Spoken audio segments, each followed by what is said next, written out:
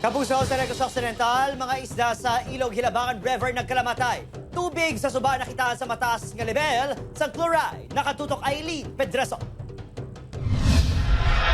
Ginakabalakan sa mga residente sang Barangay 2 sa Ilog Negros Occidental ang pagkalamatay sa mga isda sa Hilog Hilabangan River. Rason nga nagpatigayon sa water sampling sa lugar ang Negros Prawn Producers Cooperative o kung NPCC Bacolod. Nagwa sa resulta nga positibo sa chlorine ang tubig. May fish scale na nangyari nung June 9 pa. Nakuha sila ng sample nung June 10. Analyze is June 14. Lumabas dito na mataas yung chloride. Apang bukas ang senro sa iban pa nga posibilidad.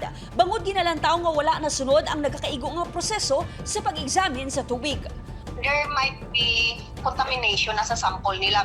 The allowable time for kuha ka ng sample is only 6 hours. Magluwas sa mataas nga levels ng chloride.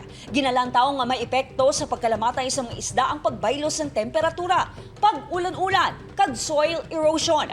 Ginabisuan sa DENR Senro ang mga residente nga ipaiway anay ang pagkaon kag pagbaligya sa mga isda halin sa suba. Ilabi na ang mga nagkalamatay.